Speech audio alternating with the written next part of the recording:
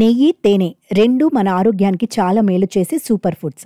అనేక ముఖ్యమైన విటమిన్లు, ఖనిజాలు, ఇతర పోషకాలతో సమృద్ధిగా ఉండటం వలన ఇది మన శారీరక, మానసిక ఆరోగ్యానికి సహాయపడుతుంది. నిజానికి బరువు తగ్గడం పరంగా రెండూ ఉత్తమమైన సూపర్ ఫుడ్లుగా పరిగణిస్తారు.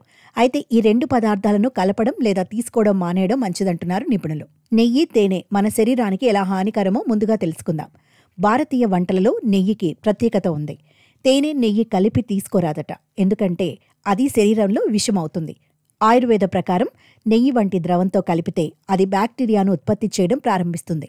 తేనె, నెయ్యి శరీరంలోకి చేరిన తర్వాత విషంగా మారతాయి. తేనె ఒక్కటే తీసుకుంటే అది ఆరోగ్యానికి ఎంతో మేలు చేస్తుంది.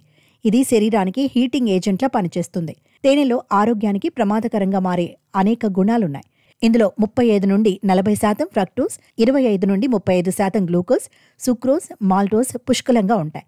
తేనెలో కొన్ని ప్రత్యేక ఖనిజాలున్నాయి, ఇతర తీపి వస్తువులలో కనిపించనివి. ఇందులో క్లోస్ట్రిడియం బోటులినం అనే బ్యాక్టీరియా ఉంటుంది. పాలలో తేనె కలిపితే అందులో మంచి బ్యాక్టీరియా వృద్ధి చెందుతుంది. అందుకే పాలలో తేనె కలిపి తాగితే ఆరోగ్యానికి మేలు జరుగుతుందంటున్నారు.